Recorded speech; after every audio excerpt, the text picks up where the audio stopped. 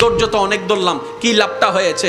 ধৈর্য তো অনেক ধরলাম, কি আমার উপকার হয়েছে? সহ্য করে কি জীবন যাবে নাকি? আপনার মনে প্রশ্ন যখন আসবে আপনি বুঝে নেবেন এটা আপনার মনের প্রশ্ন নয়, এটা শয়তানের প্রশ্ন আপনার মনের মধ্যে ঢুকাই দিচ্ছে, যেন আপনি অধৈর্য হয়ে আঘাত করে ফেলেন। কারণ মিস্টার শয়তান ভালো করে জানে আল্লাহকে পাওয়াই হচ্ছে বান্দার কাজ, আর আল্লাহকে পাওয়ার জন্য বান্দার যতগুলা কাজ আছে সবচাইতে হাই লেভেলের অন্যতম একটা কাজের নাম হচ্ছে ধৈর্য।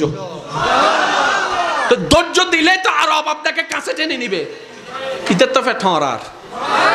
সেজন্য ও চায় না কেউ ধৈর্য ধরুক, সেজন্য বলে যে বহুত ধৈর্যস্ত আর কি ধরিবি। শয়তানের বলাটাকে আমরা মনে করি আমাদের মনের বলা, এটা আসলে বুঝতে হবে কোনটা আমাদের মনের বলা কোনটা শয়তানের বলা। এবার আপনি শয়তানের কথাটা শুনে ছোট ভাইরে দইলা কলার সাই দইলা মাইরা দিয়েছেন, নাক একটা ফাটাই দিয়েছেন। কার কথা শুনে? জোরে বলতে হবে, কার কথা শুনে? তাহলে দোষীকে শয়তান, দোষীকে। এবার যখন আপনার হাটাজারির পুলিশ আসলো, পুলিশ এসে যখন আপনাকে গ্রেফতার করতে চাচ্ছে, আপনি বলবেন যে স্যার আমার কোনো দোষ নাই, উইতে দোষ কার? শয়তান হবু দাঁড়িয়ে কি জিরে। আমি কি বুঝাতে পারছি? ঠিক একই ক্যারেক্টারটা শয়তান হাসরের ময়দানেও করবে। আমরা যখন বলবো আল্লাহ নামাজ শয়তানে পড়তে দেয় নাই, শয়তান ডাইরেক্ট উল্টে যাবে। আমি কি বুঝাতে পারছি আমার যুবক ভাইদেরকে কথা? ও একটা দোষও নিবে না, ও বলবে যে আল্লাহ ও আমার কথা শুনবে কেন? তুমি না খাওয়া, ও তো তোমার কথা শোনা দরকার ছিল, আমি তো ওরে খাওয়াই না, ও আমার কথা শুনলো কেন? ডাইরেক্ট পোল্টি মারবে। তো যে পোল্টি মারবে তার দলে যাওয়ার কোনো দরকার। সেজন্য মনে রাখবেন যেখানেই আপনার বিপদ আসবে মনে রাখবেন ধৈর্য ধরার নিয়ামত আল্লাহ আপনাকে দিচ্ছে। কেন? আল্লাহ আপনাকে গুনাহ মাফ করাতে চাচ্ছে, আল্লাহ আপনাকে জান্নাত দিতে চাচ্ছে, আল্লাহ আপনাকে কাছে টানতে চাচ্ছে। মনে রাখবেন যাকে রব ভালোবাসে বেশি তাকে কষ্ট দেয় বেশি, যাকে রব ভালোবাসতে চাই বেশি মুসিবতে ফেলে বেশি। আল্লাহ তুমি ভালোবাসলে কষ্ট দাও কেন? তুমি ভালোবাসলে মুসিবত দাও কেন? তুমি ভালোবাসলে ক্ষুধার যন্ত্রণা কেন হবে? তুমি ভালোবাসলে আল্লাহ তৃষ্ণার যন্ত্রণা কেন হবে? তুমি না রাজ্জাক, তুমি তো সবকিছু রিজিক দাতা, তাহলে তোমাকে ভালোবেসে তুমি আমাকে ভালোবাসলে কেন আমার ক্ষুধার যন্ত্রণা, কেন আমার তৃষ্ণার যন্ত্রণা?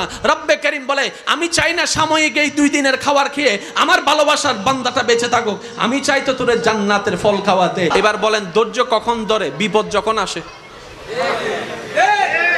ধৈর্য কখন ধরে?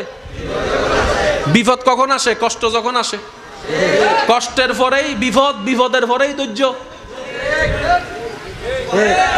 এবার আমি বলবো আপনারা শুধু আছে না নাই, আপনারা যেটা মন চাই সেটাই বলবেন। এজিদ বাহিনীর কাছে ফানির কষ্ট আছে।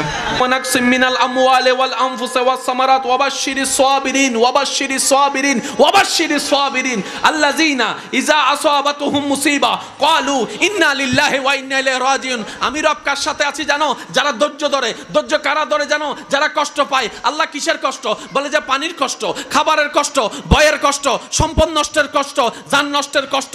এই কষ্ট পাওয়ার পরও আল্লাহ আমি কিভাবে বুঝবো তুমি কার সাথে আছো? বলে যে যাদের ভিতরে দেখবা হাজার কষ্ট আসার পরে আমি আল্লাহর প্রতি কোনো আপত্তি জানাই নাই, আফসোস জানাই নাই, বিরক্তি দেখাই নাই, কষ্ট দেখাই নাই, প্রতিবারে বলেছে আলহামদুলিল্লাহ আল্লাহ তুমি যা করে খুশি, আমরা সেটা পেয়ে খুশি। বলেন না সুবহান।